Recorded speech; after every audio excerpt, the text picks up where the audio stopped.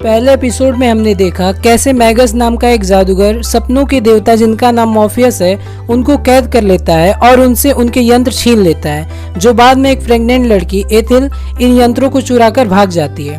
अब आते हैं दूसरे एपिसोड पे जिसका नाम है इम्परफेक्ट घोस्ट। और अब मॉर्फस 100 साल के बाद उस जादूगर के कैद से निकलकर अपने सपनों की दुनिया में वापस आते हैं।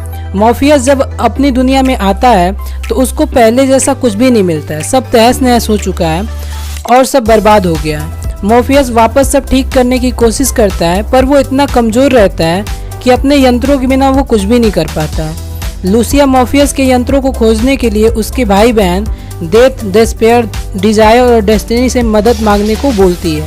मॉर्फियस मदद मांगने के लिए इनकार कर देता है और बोलता है कि जब मैं कैद में था तो उनमें से किसी ने मेरी मदद नहीं की, जबकि वो जानते थे कि मेरे साथ क्या हो रहा है। मॉर्फियस तय करता है कि वो 3 देवियों से मदद लेगा, पर उनसे मदद लेने के लिए भी मॉर्फियस को स्ट्रांग बनना होगा। एक दूसरा उपाय ये होता है कि वो अपने किसी बनाई हुई चीज से शक्ति ले ले। वो लूसिया के साथ एक जगह पे जाता है और इन 2 लोगों से बात करता है। मॉर्फियस इन 2 लोगों से अपना दिया हुआ गिफ्ट वापस मांग रहा होता है, वो मना करते हैं, फिर भी मॉर्फियस वो गिफ्ट अपने अंदर ले लेता है। इसके बाद 3 देवियों से मिलने से पहले उनके लिए एक तोहफा भी ले लेता है। यह तोहफा एक सांप होता है। वो 3 देवियों से मिलता है। वो मॉर्फियस से 3 सवाल पूछने के लिए बोलती हैं। मॉर्फियस पहला सवाल पूछता है कि वो रेत का पाउच कहाँ है। तीनों देवियां उसको बताती हैं कि आखिरी बार लंदन के बाजार में एक जादूगर जोहाना कॉन्स्टेंटाइन को बेचा गया है। मॉर्फियस दूसरा सवाल पूछता है कि मेरा हेलमेट कहाँ है। तीनों देवियां जवाब देती हैं उसे एक दानव को बेचा गया है एक रक्षा कवच के लिए। तीसरा सवाल मॉर्फियस पूछता है मेरा रूबी कहाँ है। तीनों देवियां उसे बताती हैं कि उसे अपनी माँ के द्वारा अपने बेटे को दिया गया है। मॉर्फियस ने अपने आप को शक्तिशाली बनाने के लिए दिया हुआ गिफ्ट जिनसे वापस लिया था उन्हें वापस एक गिफ्ट देता है, जिससे कि वो सब खुश हो जाते हैं। मॉर्फियस लूसिया को बोलता है कि ये उसे यंत्रों को ढूंढने के लिए वापस जाना होगा।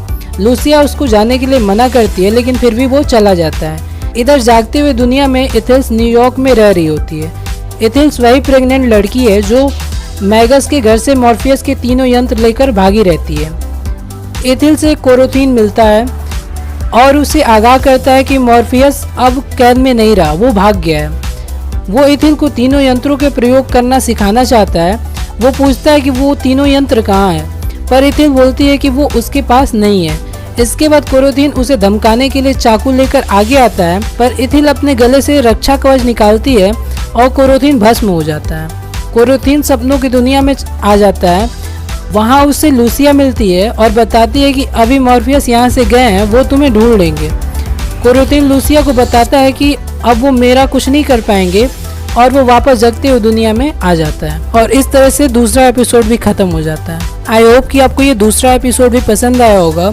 वीडियो अच्छी लगी हो तो वीडियो को लाइक और शेयर कर दें और साथ ही इस वीडियो पे कमेंट भी करें। मिलते हैं तीसरे एपिसोड के साथ। Thank you.